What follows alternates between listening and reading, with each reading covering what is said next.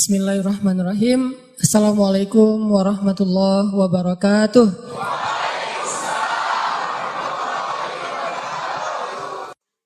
Kita akan ngebahas teknis untuk bisa menghijrahkan status dengan melobi langit. Dengan doa. Kan katanya doa itu bisa mengubah takdir, benar? Benar nggak tuh? Allah yang mengubah takdir dengan doa. Jadi bukan doa mengubah takdir, tapi Allah mengubah takdir dengan doa. Dan takdir itu bisa dirubah-rubah. Suka-suka Allah dong. Orang Allah yang nulis takdir, yamhullahu ma yasha'u wa yuthbit, kata Allah. Allah bisa menghapus apa yang Dia tulis dan bisa menetapkan.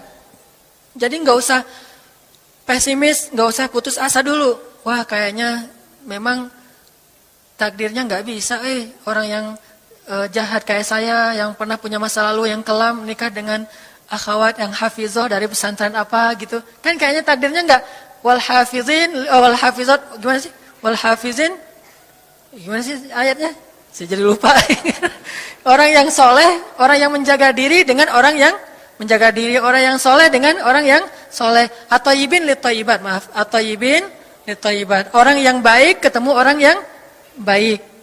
Tapi kan saya mah orangnya udah keburu nggak baik duluan. Sekarang lagi belajar jadi orang baik tapi belum baik-baik amat. Sedangkan dia mah udah terpelihara dari dulu. Kayaknya kita mah nggak sekufu, nggak selevel, beda dunia. Yang satu dunia putih, satu dunia hitam. Ini gimana nih nggak ketemu nih? Takdirnya mungkin kita emang nggak layak untuk dia. Tetapi dengan doa Allah Subhanahu Wa Taala berkuasa untuk mengganti takdir. Makanya malam ini kita akan belajar tentang bagaimana menggunakan jalur langit untuk bisa mendapatkan hajat kita. Baik menikah, dapat kerjaan, punya anak, dan keajaiban-keajaiban lain yang bisa kita dapatkan kalau kita tahu cara menggunakan jalur langit. Sebelum kita masuk materi itu, yuk kita tilawah bareng-bareng ayat yang standar lah tentang doa. Udah pada tahu kan? Silakan dibuka. Ayat apa? Surat Al-Baqarah ayat 186. Itu standar banget kalau bab doa. Surat Al-Baqarah ayat 186.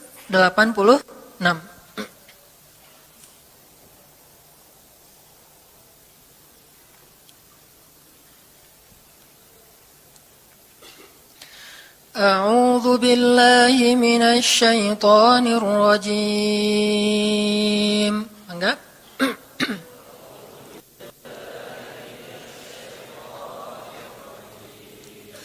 Bismillahirrahmanirrahim.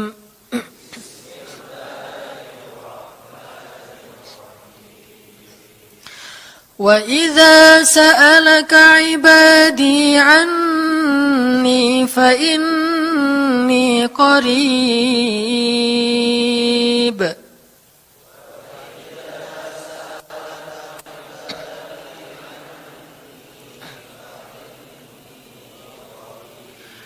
Ujibu da'watad da'i idza da'an.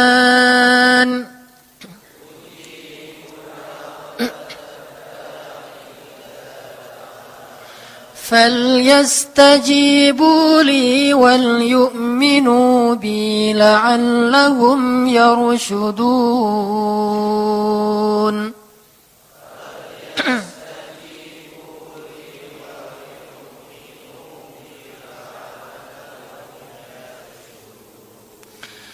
Dan apabila hamba-hambaku bertanya kepadamu tentang aku, maka jawablah bahwasanya aku dekat. Aku mengabulkan permohonan orang-orang yang berdoa kepadaku apabila dia memohon kepadaku. Maka hendaklah mereka memenuhi segala seruanku dan hendaklah mereka beriman kepadaku agar mereka selalu berada dalam kebenaran. Shadaqallahul azim. Teman-teman yang dirahmati Allah Subhanahu wa taala, ayat ini adalah ayat kalau kita kasih judul ayat ini tuh janji Allah kepada orang yang berdoa. Janji Allah kepada orang yang berdoa. Makanya doa itu benar-benar senjata orang mukmin. melebihi senjata apapun yang dimiliki oleh seseorang. Paling dahsyat itu kalau punya doa. Jadi kalau orang yakin kepada Allah, maka dan keyakinan dia kepada Allah lebih besar daripada keyakinan dia kepada apapun, maka selama dia masih bisa berdoa kepada Allah, dia tenang. Ada masalah dikit, oh ilahi. Ada masalah dikit, ilahi. Ada masalah dikit, Rabbi. Terus saja. Ada masalah sepele apapun, minta ke Allah. Ada masalah apapun, minta ke Allah. Dan kata Nabi, janganlah kalian menjadi lemah dalam berdoa. Karena sesungguhnya tidak akan binasa seseorang selama dia masih berdoa kepada Allah. Itu hadis Nabi dari Aisyah. Janganlah kalian menjadi lemah dalam berdoa. Artinya jadi pundung, jadi putus asa dalam berdoa. Karena tidak akan binasa seseorang selama dia masih berdoa kepada Allah Subhanahu wa ta'ala. Jadi kalau kita masih terus mengharap dan meminta kepada Allah, kita nggak akan binasa. Kita nggak akan kalah. Kita nggak akan rugi. Dan kata para ulama, segala sesuatu di dunia ini akan pergi dan tidak kembali. Ini clue penting nih, bisa dicatat. Segala sesuatu di dunia ini akan pergi dan tidak akan kembali kecuali doa. Dia pergi dan dia pasti akan kembali. Segala sesuatu kalau udah pergi di dunia ini, nggak akan kembali lagi.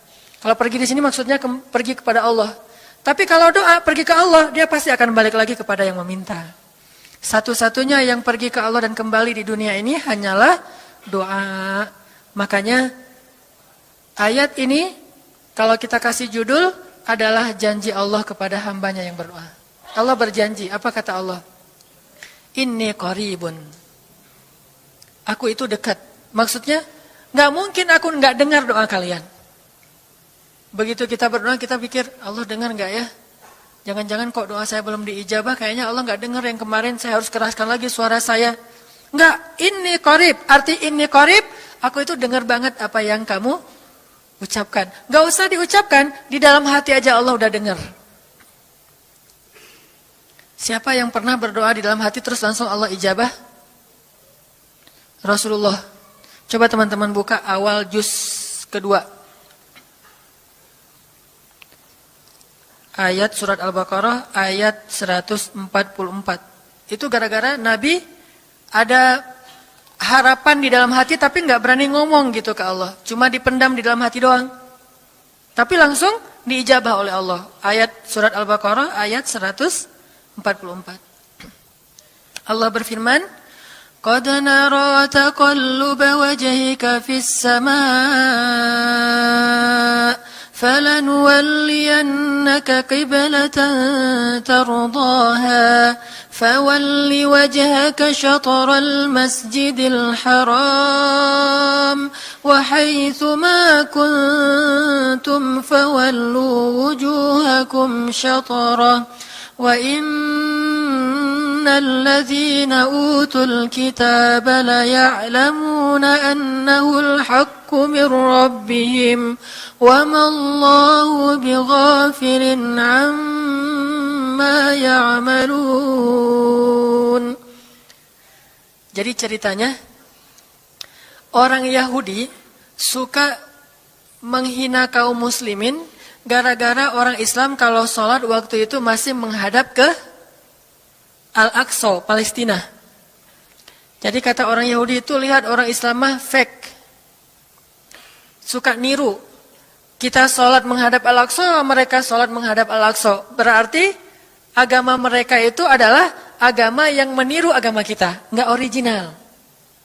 Sering diperolok-olok. Setiap kaum muslimin sholat dihina sama mereka. Akhirnya Nabi ngerasa sedih. Wah, gimana ya caranya? Sehingga setiap sore Nabi berdiri di suatu bukit, kemudian lihat ke langit. Cuman nggak ngomong, gini aja ke langit. Membatin. Bayangin, pernah nggak teman-teman membatin ke Allah? Ini yang harus kita coba lakukan. Belajar membatin kepada Allah. Itu romantis banget. Jadi duduk sendiri. Allah, ngomong gitu dalam hati. Dan yakinlah ini qarib, Allah tuh dengerin. Jangan pikir saya kayak ngomong sendiri, kayak orang kurang waras. Enggak, Allah itu mendengar. Jadi kita batin aja sama Allah, ngomong dalam hati.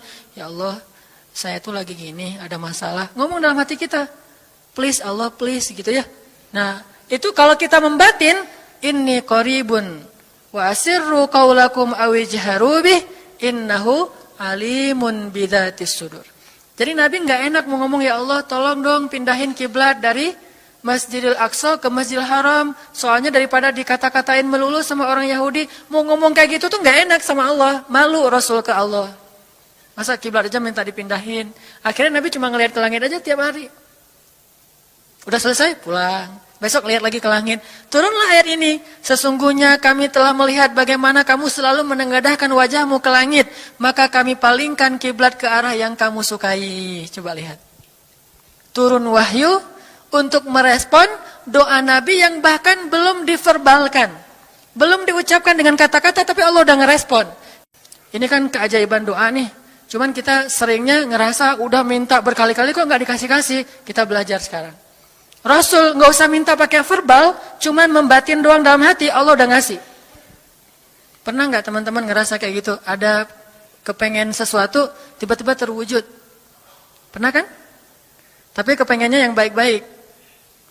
Pengen misalnya, aduh, saya pengen banget umroh, cuman mau ngomong kayak gitu mah, saya mah orangnya kayaknya nggak mungkin bisa umroh kalau ngandalin harta. Orangnya nggak mampu, kerjanya juga pas-pasan, gimana mau umroh untuk makan aja susah. Tapi pengen banget dalam hati kita. Dan itu rindunya tuh rindu banget. Setiap kali ngelihat video atau tayangan di TV tentang umroh dan haji, menitikkan air mata. Saking kangennya ke Baitullah. Allah tahu itu dalam hati kita. Tiba-tiba ada jalan. Ada aja jalannya. Dan bisa dikasih sedekah, bisa juga hadiah, bisa juga door prize, bisa juga macam-macam. Pokoknya ada jalan aja, tiba-tiba bisa umroh. Dan saya sering banget membawa orang umroh, di antara jamaah itu selalu ada 1 atau 2 orang yang umrohnya itu miracle, keajaiban dari Allah. Ketika saya cari tahu alasannya apa, ternyata emang dia dari dulu pengen banget umroh, cuman nggak bisa ngandelin hartanya, Allah kasih jalan yang lain. Bukankah Allah itu memampukan yang diundang, bukan mengundang yang mampu? Kan itu yang sering kita dengar kan? Allah tidak mengundang yang mampu, tetapi memampukan yang diundang. Kalau udah Allah undang, pasti mampu. Kalau Allah nggak ngundang, walaupun dia mampu, nggak akan bisa. Jadi Allah bukan mengundang yang mampu, tetapi memampukan yang diundang. Sehingga kita kalau hati kita kayaknya pantas diundang, Allah undang tuh. Begitu juga dalam urusan rezeki. Aduh, saya pengen kerjaan yang kerjaannya itu lebih halal, lebih nyaman, bisa sholat berjamaah tepat waktu, ada waktu juga buat keluarga, bisa juga berdakwah ke teman-teman. Akhirnya membatin kita itu karena kuat banget, Allah wujudkan. Ini artinya Allah qaribun, Allah maha dekat. Sehingga kalau kita pengen doa kita itu powerful, belajar dari as-siqah billah. Tips pertama adalah as-siqah billah. Percaya deh sama Allah. Percaya sama Allah. Jangan berdoa dengan ragu-ragu. Kayak kita datang kepada seseorang untuk minjem duit, tapi kita ragu. Dia nih kayaknya orangnya susah kalau dipinjemin. Kalau minta dipinjemin gitu. Ini saya lagi ada masalah dikit nih, boleh minta bantu nggak? Apa? Gimana ya ngomongnya? Susah ngomongnya tuh ragu-ragu gitu kan ya? Akhirnya kita ngomongnya tuh nggak enak, nggak nyaman, membuat dia juga ngasih ke kita juga ragu-ragu. Akhirnya nggak nyaman tuh hubungan kita sama dia. Tapi kalau kita yakin banget sama dia orangnya baik, kalaupun dia nggak ngasih dengan cara yang kita minta, kita yakin bahwa dia tuh pasti akan nolong kita. Sehingga kita akan curhat masalah kita itu dengan tulus. Bahwa kita punya masalah kayak gini-gini, bukannya kita mau minta-minta, cuman sifat dari manusia itu saling tolong-menolong, kita beritahu masalah kita. Dan kita yakin dia pasti akan nolong kita. Kalau nggak bisa ngasih duit, dia akan minta tolong kepada orang lain yang mungkin bisa membantu kita. Dia akan ngasih link. Dia akan memediasikan kita. Oh, aduh maaf ya saya juga lagi, sekarang lagi butuh uang, ini lagi nabung-nabung juga. Sama, kita mah lagi sama-sama pengen hijrah status. Cuman, nih saya kenal ada temen nih yang dia alhamdulillah orangnya tuh suka banget bantu orang lain. Mungkin saya bisa merekomendasikan, saya bisa bantu kamu, ayo kita jalan bareng ngomong sama temennya. Pokoknya kita yakin dia bisa nolong. Nah kalau kita yakin, percaya sama Allah, Allah itu gak butuh perantara. Allah bisa nolong kita dengan cara apapun. Walaupun takdirnya udah ditulis, kamu tuh gak akan punya istri sampai meninggal dunia. Ya Allah masa gitu sih, gak akan punya istri. Ya Allah, tapi gimana masa saya mau hidup sendiri terus? Kamu gak akan punya istri kata malaikat teh. Ini orang doanya katakan malaikat dengerin doa kita ya. Kalau di hati malaikat nggak tahu, tapi kalau di lisan kita doa, ya Allah, beri saya seorang suami yang benar-benar bisa mendidik agama saya. Kata malaikat, Neng, ganti doa yang lain aja tuh Neng. Itu mah takdirnya udah ditulis, Neng nggak akan punya suami. Kata malaikat. Kita mah walaupun malaikat ngomong gitu, biarin aja. Ya Allah, Engkau Maha Rahman, Maha Wadud, Engkau bisa mengubah takdir. Kata malaikat, ya juga sih, cuman takdirnya udah ditulis Neng.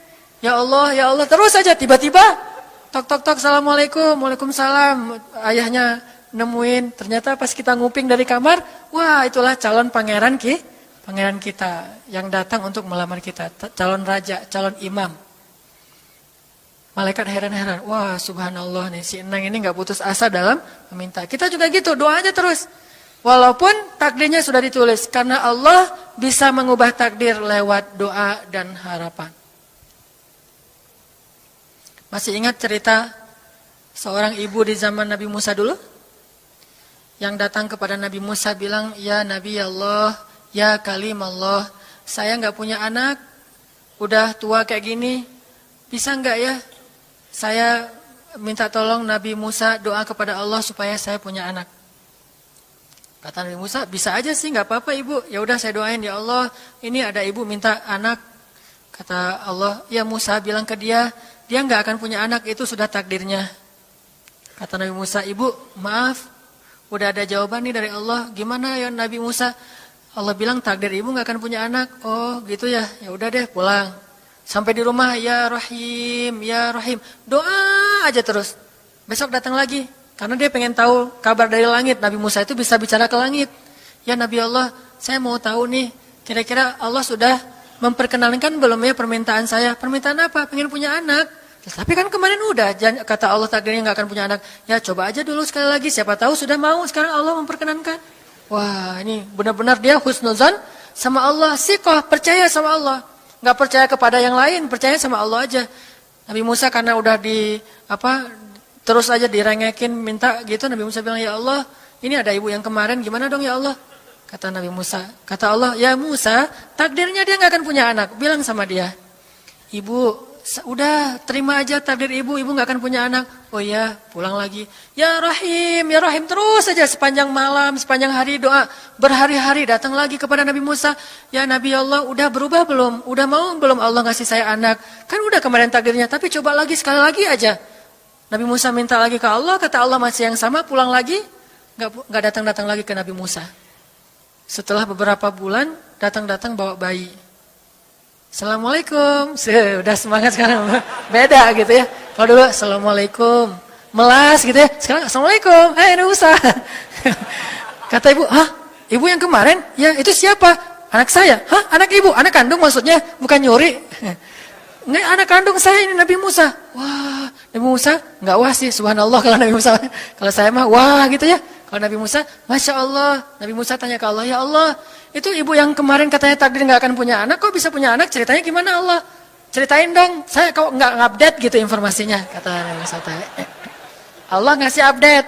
Kata Allah, Musa, setiap kali aku bilang dia nggak akan punya anak, dia terus berdoa dengan menyebut Ya Rahim, Ya Rahim. Allah itu kan senang banget dipuji, dan Allah lebih berhak untuk dipuji. Kalau kita senang dipuji nggak baik, kalau Allah senang dipuji, emang punya hak untuk dipuji kan? Allah senang dipuji. Dia bilang Ya Rahim, kamu bilang gak akan punya anak, dia bilang Ya Rahim, terus saja berharap. Wahai Musa, sesungguhnya rahmatku mendahului takdir. Rahmatku mendahului takdir. Akhirnya dengan sifat Rahim, Allah mengubah takdir ibu ini. Walaupun secara ilmiah gak mungkin punya anak karena sudah menopause. Tetapi Allah yang memiliki kekuasaan atas segala sesuatu.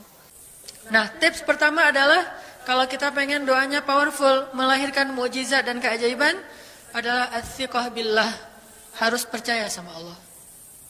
Pertama, percaya bahwa Allah Subhanahu wa taala itu maha kuasa mengubah apapun yang Dia kehendaki.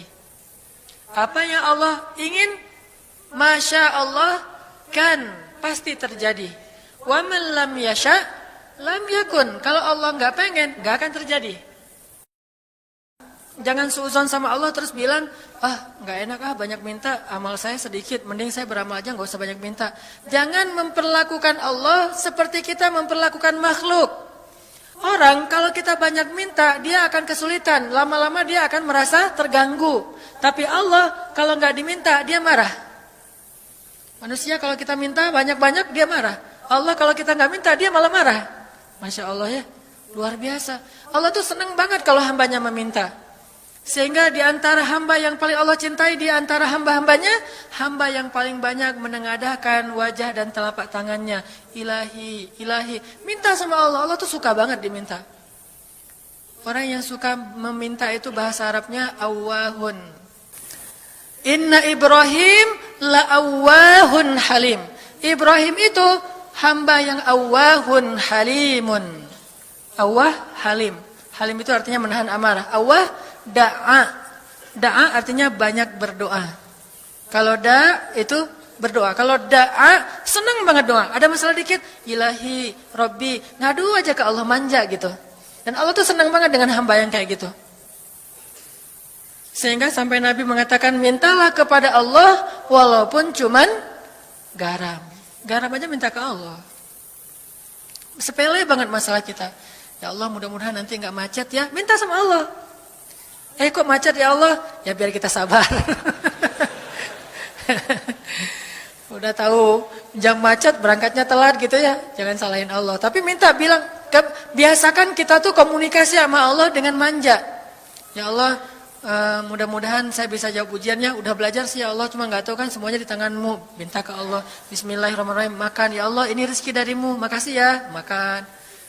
Kalau bahasa lainnya makasih, alhamdulillah. Alhamdulillahilladzi at'amani hadza wa razaqanihi min ghairi haulin minni wala quwwah. Hafal tuh? Kalau enggak hafal, udah aja bismillah lah. Alhamdulillah gitu. Bismillah ya Allah, Masya Allah ini rezeki darimu. Udah selesai makan, udah sendawa gitu. Alhamdulillah, Allah baik banget. Ngomong sama Allah, sering-sering komunikasi sama Allah. Dan Allah itu wa huwa ma'akum aina ma kuntum. Dia bersama kalian dimanapun kalian berada. Bersama ya, bukan ada. Kalau ada itu beda. Allah di mana-mana itu beda. Tapi Allah bersama kalian itu artinya Allah melihat, Allah mendengar, Allah menyaksikan, Allah mencatat, Allah maha menilai bersama kita. Kalau ada, dia bertempat. Sehingga nanti kalau ada anak bilang, "Mah, Allah di mana?" Allah ada di mana-mana, Dek. Ntar dia malah karena cerdas, kalau gitu di WC juga ada, kan nggak boleh kan? Ini jawaban yang keliru, kurang filsafat. Allah itu bukan ada di mana-mana. Allah bersama kita dimanapun kita berada. Itu beda. Kalau bersama, ma'iyah artinya Allah melihat, menyaksikan, mendengar, menghargai, dan terus memelihara dimanapun. Sehingga nggak usah khawatir bahwa ini mah nggak di masjid, nggak apa-apa. Selama bukan di tempat yang najis, seperti di kamar mandi atau di mana yang tempat-tempat yang nggak boleh, kita itu mah nggak. Tapi yang di tempat yang umum, di pasar, di jalan, lagi di kendaraan, di dalam masjid, di luar masjid, Allah, ilahi, Rabbi. Kalau perlu lebih manja lagi, pakai irama dikit. Allah, gitu. Wah, kayak orang manggil temennya gitu. Atau kita miss call Allah dulu. Ya Allah, udah nggak ngomong apa-apa. Itu miss call. Miss call Allah. Ngapain miss call? Caper, kangen sama Allah. Allah, gitu lagi. Itu zikir kan? Allah, Allah, Allah. Kata Allah, ada apa hambaku? Allah lagi. Terus saja Allah di miss call berkali-kali. Pas Allah buka, wah 100 miss call. Allah 100 kali zikir. Udah 100 kali miss call, Allah yang telepon balik. Ada apa hambaku? Wah, ditelepon sama Allah. Lewat kejadian-kejadian hidup, tiba-tiba ada kejutan dari Allah. Langsung bilang sama Allah, thanks Allah. Kan romantis tuh sama Allah. Jangan cuma sama cewek doang bilang thanks, segala macam bahasa-bahasa yang keren. Sama Allah juga harus keren. Tapi setelah thanks, alhamdulillah, karena itu yang paling baik. Intinya harus percaya sama Allah. Allah tuh senang banget didoain, kita berdoa kepadanya gitu. Allah tuh senang. Terus makna percaya sama Allah juga, kita percaya bahwa Allah itu nggak akan ngecewain orang yang berdoa. Ujibu da'watad da'i idza da'an. Aku pasti mengijabah doa hamba-hamba yang berdoa kepadaku. Enggak usah khawatir, pasti diijabah. Tapi kok masih belum aja Ustaz? Nah, kita harus belajar apa itu makna diijabah. Jangan-jangan Allah udah mengijabah, kita nggak ngerti. Kayak ada analogi tentang orang yang tenggelam, terus dia meninggal sambil menuduh Allah, Allah kok nggak nolong saya, bukankah aku sudah mengirim pelampung? Jadi pelampung itu cara Allah menolong kita. Kita berharap ditolongnya tiba-tiba selamat aja di pantai. Nggak kayak gitu, Allah punya cara, sehingga kita harus belajar memahami maksud Allah. Allah maksudnya apa? Di antara cara Allah mengijabah, kata para ulama, satu, Allah mengijabah persis seperti yang kita minta. Dua, Allah mengijabah yang lebih baik dari yang kita minta. Yang ketiga, Allah kalau nggak ngasih persis, ngasih yang lebih baik, dikasih di akhirat. Bahkan itu lebih keren daripada di dunia. Kok di akhirat sih? Ntar dulu. Akhirat itu jaraknya nggak jauh dengan kita. Cuma 60 tahun. 60 tahun tuh cepat banget loh. Sekarang rata-rata usianya berapa? Bahaya kalau nanya usia. Kalau saya udah setengah, udah 30-an tahun. Teman-teman pasti masih 17 ya. Angkat tangan yang 17. Nggak ada. Di bawah 20 tahun, di bawah 20 tahun. Yang di atas 40. Weh, nggak berani angkat tangan, ada sih. Artinya waktu 60 tahun itu nggak lama, sebentar doang. Jadi analoginya gini, kita lagi kuliah, pengen nikah. Terus kita naksir sama seorang cewek cantik banget. Dan saking cantiknya sampai kita cuma bisa bermimpi. Wah, saking cantiknya kayaknya nggak mungkin banget buat kita. Tiba-tiba ayahnya bilang, "Dek, kamu senang sama anak saya?" "Yang mana, Pak?" Masih nanya yang mana. Takutnya yang tadi kebalik. Ini yang lagi kuliah yang namanya si Fulanah misalnya. Sebutlah namanya Nisa apa gitu ya. Terus dia bilang, "Boleh Bapak setuju kamu nikah sama anak saya, tapi ditunda dulu sampai kamu lulus kuliah." Kita senang gak tuh? Sampai lulus kuliah, nggak apa-apa. Masa kita bilang, "Nggak mau Pak, kalau lulus kuliah mending gak usah deh, saya mau yang sekarang." Pasti nggak gitu kan? Karena kita tahu ini cantik banget, keren banget, soleha banget, idola banyak cowok-cowok di kampus, dikasih buat kita. Syaratnya cuma satu, tunggu lulus kuliah 4 tahun lagi. Pasti kita akan sabar banget menanti itu. Nggak mungkin kita bilang, "Pak, Bapak kalau nawar yang serius dong, 4 tahun mah lama tuh Pak." Yang kedua, tips supaya doa kita powerful. Kalau doa sama Allah itu yang romantis. Bahasa Arabnya munajat. Curhat sama Allah. Dan doa itu ibadah, bukan sekedar permintaan, bukan cuma request, tapi ibadah. Jadi kalau orang rajin doa sama Allah itu akrab sama Allah. Dan kalau akrab jadi romantis sama Allah. Enak gitu, hubungannya dengan Allah tuh adem banget, nyaman banget. Pas dia berdoa, "Ilahi," gini ngomong. Kayak Nabi Zakaria yang tadi di surat Maryam pas sholat rakaat kedua. Apa kata Zakaria? Ini bentuk curhatnya Zakaria. Qala rabbi inni wahanal azmu minni washta'ala ar-ra'su shayba wa lam akun bidu'aika rabbi syaqiyya. Nabi Zakaria doa romantis, suaranya pelan. Wadhkur fil dzikru rahmati rabbika 'abdahu Zakaria idz nada rabbahu nidaan khafiyya. Nidaan khafiyya. Zakaria tuh kalau doa tuh lirih banget suaranya. Lembut banget. Jadi duduk sendiri, "Ilahi ya Allah." Bersenandung seperti Nabi Daud. Romantis sama Allah, bukan "Ya Allah." Itu mah doa khusus untuk perang itu mah. Doain Palestina, doain Suriah itu harus tegas. Kayak Nabi kalau berdoa itu dengan menelunjuk. Kadang Nabi mengangkat tangan, kadang Nabi mengangkat kedua tangan sampai tinggi, kadang Nabi nggak mengangkat tangan, kadang Nabi memakai telunjuk. Semuanya itu sunnah. Jangan kita saling debat masalah, nggak boleh angkat tangan. Kadang Nabi mengangkat tangan, kadang Nabi tidak mengangkat tangan, kadang Nabi malah menunjuk gini. Kalau urusannya bab perang, biasanya gini.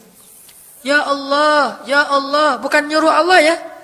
Beda kesannya nelunjuk Arab dengan nelunjuk Indonesia. Kalau Arab, ngapain lo nunjuk-nunjuk gue? Kan gitu ya. Kalau Allah mah nggak kayak gitu. Allah pakai bahasa Arab, jadi pakai filsafat Arab. Nelunjuk itu maknanya sangat berharap dan tegas gitu. Jadi kita doa pelan. "Ya ilahi, إني وهن العظم مني واشتعل الرأس شيبا ولم أكن بدعائك رب شقيا. Ya Allah, tulang saya sudah lemah, rambut saya sudah beruban semuanya, tidak ada satu helai pun yang hitam. Tapi saya belum pernah berputus asa dari berdoa kepadamu ya Allah. Ini namanya curhat. Wa inni khiftul mawaliya min warai. Ya Allah, saya takut banget kalau saya meninggal tidak ada yang meneruskan dakwah saya, sedangkan Bani Israel itu mudah tergelincir. Fahabli min ladunka waliya. Ya Allah, beri saya seorang anak walaupun istri saya sudah mandul, tapi saya terus berharap kepadamu ya Allah. Ya Allah, please gitu. Waj'alhu rabbi radhiya. Ya Allah, jadikan anak itu yang sangat engkau ridhai. Minta Nabi Zakaria ke Allah. Tiba-tiba dapat kejutan. Ya Zakaria, inna nubashiruka bi ghulam. Wahai Zakaria, bergembiralah, kamu akan punya seorang anak laki-laki. Itu hasil curhat ke Allah. Langsung Allah kasih nama. Ismuhu Yahya lam naj'al lahu min qablu samiyya. Namanya Yahya, kata Allah. Jangan cari lagi di Google. Udah ada namanya tuh, nggak perlu lagi nyari di googling gitu nama yang bagus apa gitu kan ya. Lagi serius-serius. Ismuhu Yahya, itu sebaik-baik nama, namanya datang dari langit. Ismuhu Yahya lam naj'al lahu min qablu samiyya. Belum pernah ada anak sesoleh dia di muka bumi. Wah, ini first nih, anak paling soleh. Terus kata Allah, wahananan, anaknya lemah lembut, wa zakatan, anaknya suci, wa taqiyya, anaknya bertakwa, namanya Hanan At-Taqi. Itu mah doa ya, bukan GR. Karena saya juga belum bertakwa. Hanya Allah yang tahu siapa yang paling bertakwa. Terus apalagi sifatnya? Wa barram biwalidayhi, anaknya sangat berbakti kepada orang tua. Allah kasih spesifikasi anak yang Allah pengen ngasih ke Zakaria. Itu luar biasa sifat-sifatnya. Wa barran biwalidayhi, enggak pernah nyakitin orang tua. Walam yakun jabbaran 'asiyya, enggak pernah berlaku kasar, tidak pernah bermaksiat, enggak pernah berdosa tuh Yahya. Wassalam, Allah menjaga dia. Wassalamun alaihi yauma wulida, Allah jaga dia ketika dia lahir. Wa yauma yamutu, ketika dia wafat. Wa yauma yub'atsu hayya, ketika dia dibangkitkan. Wah, ini dijamin dunia akhirat sama Allah. Hasil munajat. Allah kasih kejutan yang paling istimewa. Makanya bermunajatlah kepada Allah. Ya Allah, titikan air mata, ngomong sama Allah masalahnya apa. Ya Allah, saya pengen nikah banget. Bukan apa-apa ya Allah, saya pengen punya keturunan yang soleh-solehah. Saya pengen sholat berjamaah waktu tahajud. Saya pengen diimami oleh seorang imam yang baik bacaannya, yang soleh. Saya pengen mendidik anak saya berdua dengan pasangan saya. Saya pengen, yang baik-baik sebutin, pengennya kita hajar kita itu apa. Cuman ya Allah, saya kurang modal, ngomong Allah kayak gitu. Gak apa-apa pakai gaya-gaya kita sendiri. Gaya Sunda, gaya apa, bebas lah. Ya Allah, kurang modal banget. Gimana nih ya Allah? Tapi kan engkau maha kaya ya Allah. Bilang gitu. Dan Allah akan mengatakan, lihat hambaku memujiku. Kan kayak kita bilang, Alhamdulillahi Rabbil Alamin. Allah bilang, hambaku memujiku. Ar-Rahmanir-Rahim, hambaku mengagungkanku. Maliki Yaumiddin, hambaku gimana sih hadisnya tuh? Kan gitu kan ya. Allah merespon setiap ucapan hambanya. Jadi kita bilang, tapi kan engkau maha kaya ya Allah. Oh iya benar.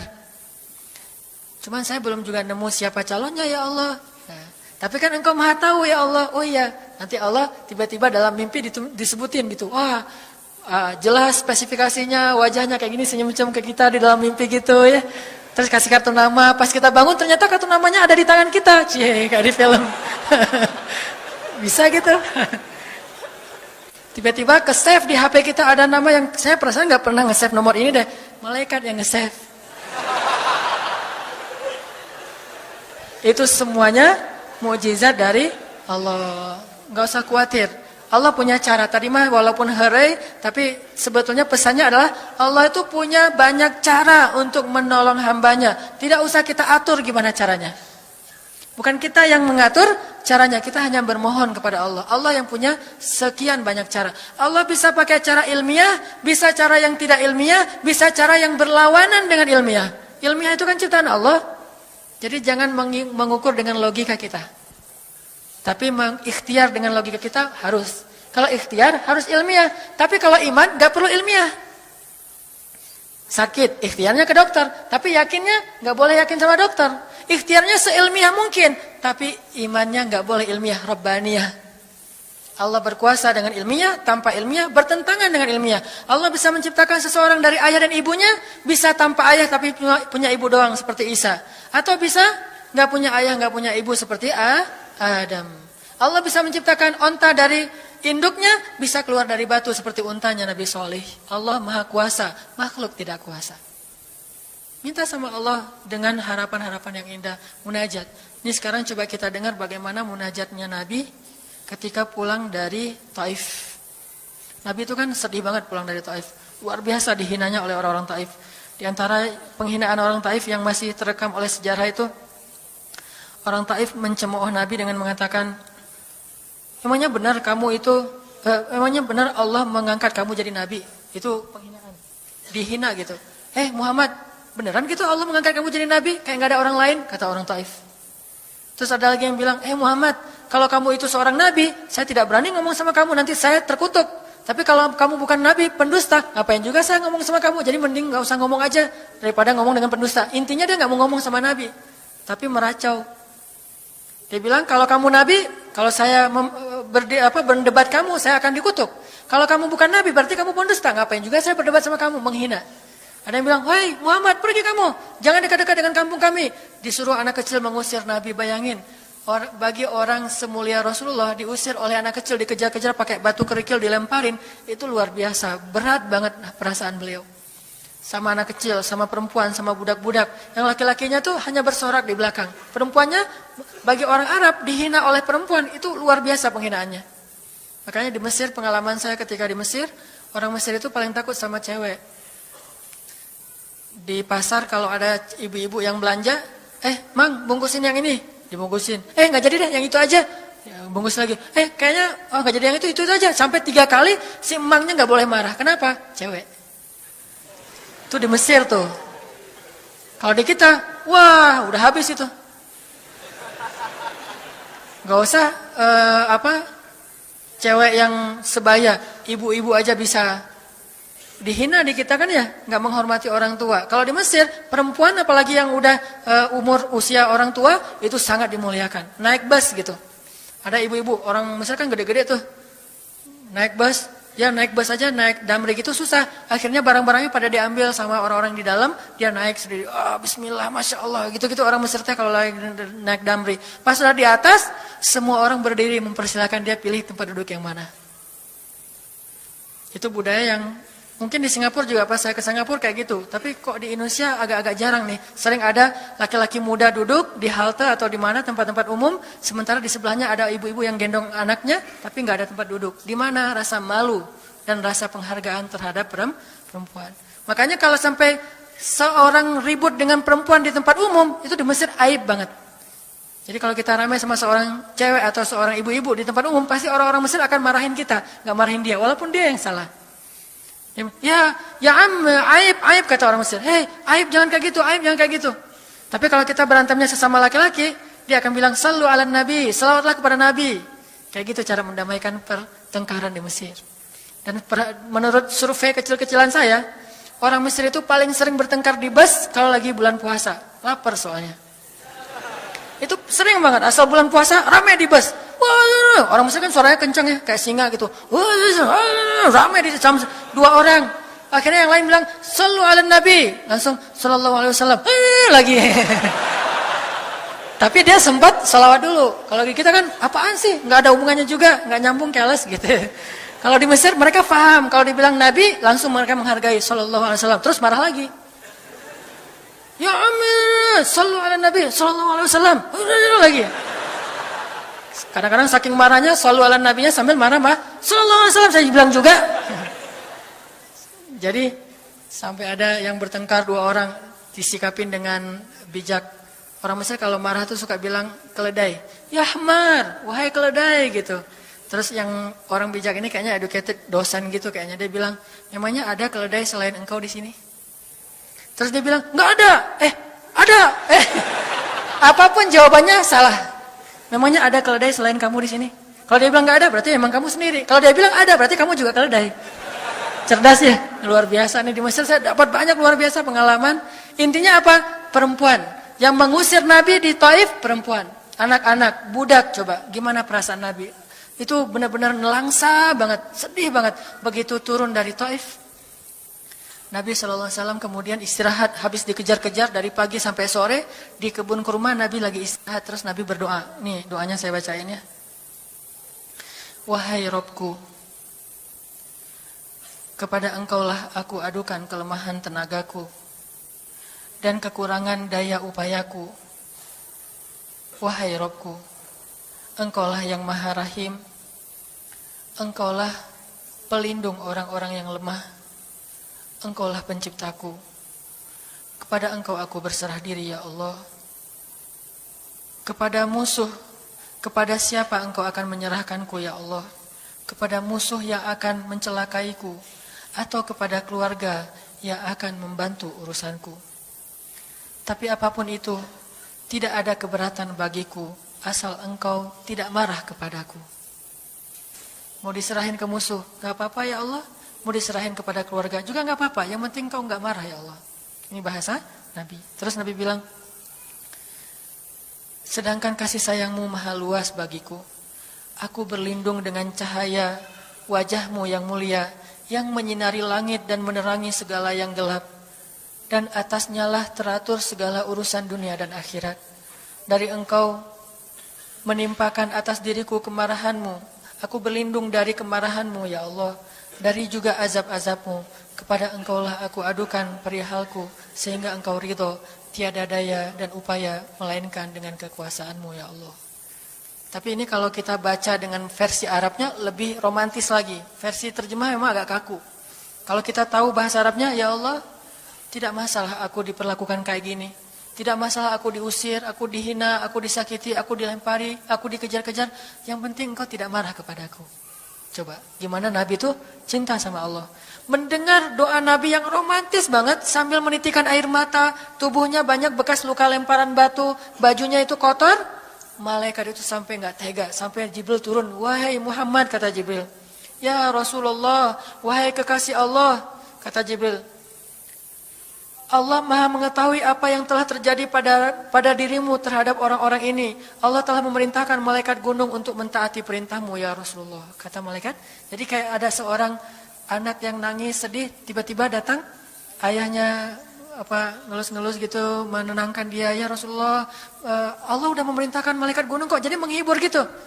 Jangan sedih ya Rasul, jangan sedih, gak apa-apa. Itu malaikat gunung udah siap tuh, apapun yang kamu perintahkan. Langsung malaikat gunung siap-siap gitu. Terus kata malaikat gunung, ya Rasulullah, wahai kekasih Allah, perintahkan saja kepada kami apapun. Jika engkau mau, kami akan timpakan dua gunung ini kepada penduduk Taif, sehingga mereka mati terhimpit oleh gunung-gunung yang kami timpakan. Perintahkan ya Rasulullah, perintahkan. Kata Rasulullah, tidak wahai para malaikat. Kalaupun mereka tidak beriman hari ini, aku berharap kepada Allah, anak cucu mereka kelak akan beriman. Nabi gak sakit hati kepada orang Taif. Dan Nabi juga tidak marah kepada Allah ketika beliau diperlakukan oleh hamba-hamba Allah kayak gitu. Tetapi yang penting Allah jangan marah sama saya ya. Kalau bahasa kita mah. Ya Allah maaf ya saya jadi kayak gini nih. Tapi Allah gak marah kan? Gitu banget tuh sama Allah coba. Dia udah habis-habisan. Kemudian belum berhasil dakwahnya. Masih takut sama Allah. Kayak kita ngedakwahin teman kita. Terus kita dicela sama teman kita. Dimusuhi oleh teman kita. Kita gak marah sama dia. Gak marah sama Allah. Gak bilang Allah itu sih susah ya dakwah. Gak ngomong kayak gitu. Ya Allah maaf ya dia belum menerima dakwah saya. Ini pasti karena saya gak benar nih nyampainya. Ya Allah jangan marah ya sama saya. Besok saya coba lagi gitu sama Allah. Terus ke orangnya gak marah. Karena mungkin dia fa'innahum la ya'lamun. Mereka tidak mengerti. Besok akan dicoba lagi. Didakwahin lagi. Diajak lagi. Terus aja kayak gitu. Ini munajat Nabi kepada Allah SWT. Sehingga gara-gara munajat itu malaikat turun. Sama kayak munajat curhatnya Nabi Yunus. La ilaha illa anta subhanaka inni kuntu minadh zalimin. Subhanallah. Nabi Yunus tuh bermunajat di dalam perut ikan, lirih banget, suaranya tuh pelan banget. Tapi suara yang pelan itu menggetarkan arsy Allah Subhanahu wa taala. Kita udah teriak-teriak pakai mic, enggak ada yang bergetar. Nabi Yunus kalimatnya sederhana, tetapi dari hati banget. Benar-benar curhat. Ya Allah, tidak ada ilah selain Engkau. Aku ini udah zalim terhadap diriku sendiri. Ya Allah, maafin saya, maafin saya. Subhanallah, subhanallah. Engkau maha suci, saya ini kotor. Engkau maha suci, saya ini kotor. Terus saja sampai suara Nabi Yunus di dalam perut ikan, di dalam laut yang dalam itu menggetarkan arsy Allah di langit ketujuh.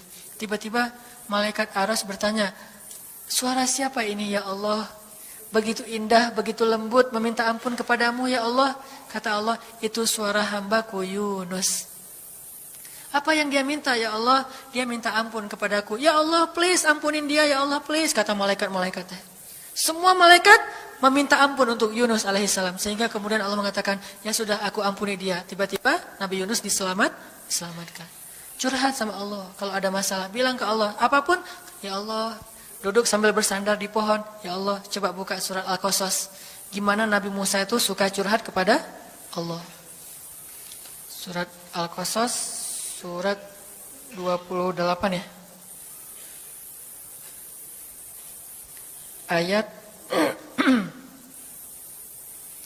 nih ya. Ayat 16 coba. Ketika Nabi Musa nggak sengaja bunuh orang Kipti, Egyptian. Rabbi, inni zalamtu nafsi, faghfirli ya Rabbi. Ya Rabbi, saya tuh udah zalim, maafin saya ya Allah, ampuni saya. Ada masalah dikit, ngomong ke Allah. Habis ada kesalahan, ngomong ke Allah. Terus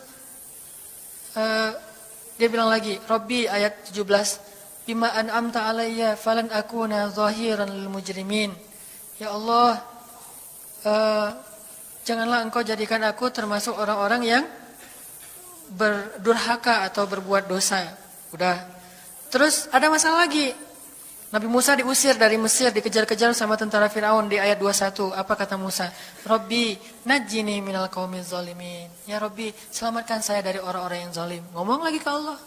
Udah Nabi Musa pergi sekarang. Kemana perginya? Dari Mesir ke Yordania, Madian kalau bahasa dulu. Pergi tuh. Begitu pergi ke Madian, bilang lagi ke ayat 22. Asa Rabbi ayyahdiyani sawa asabil. Mudah-mudahan Allah kasih saya jalan ya. Ya Allah, tunjukin dong saya jalan harus kemana nih. Saya nggak tahu harus kemana larinya. Allah tunjukin. Jalan sampai ke Madian. Begitu udah selesai adegan menolong dua orang perempuan yang sedang memberi minuman ternak. Nabi Musa capek kan? Udah seharian jalan. Kemudian kurang makanan. Sendiri nggak jelas negeri yang beliau tuju. Akhirnya beliau bersandar di sebuah pohon. Di ayat 24. Terus beliau mengatakan, Rabbi, inni lima anzalta ilayya min khairin faqir. Ya Allah, saya butuh banget kebaikan darimu ya Allah. Saya sekarang lapar, saya haus, saya nggak punya tempat tinggal. Saya sangat butuh kepada kebaikan darimu. Bilang ke Allah, tiba-tiba habis doa kayak gitu, datanglah cewek itu dengan malu-malu kan. Ayat berikutnya, ternyata cewek itu adalah bakal jadi istri Musa. Jadi kalau ada apa-apa bilang ke Allah. Gak sengaja ngelihat Instagram, oh ada yang cantik, Rabbi, yang ini nih, yang saya gak sengaja gitu. Tapi jangan dikepoin ya, dan jangan terlalu lama ngelihatnya, sekilas saja. Atau minimal kalau nggak yang ini, yang kayak gini ya Allah, ya Allah, gitu.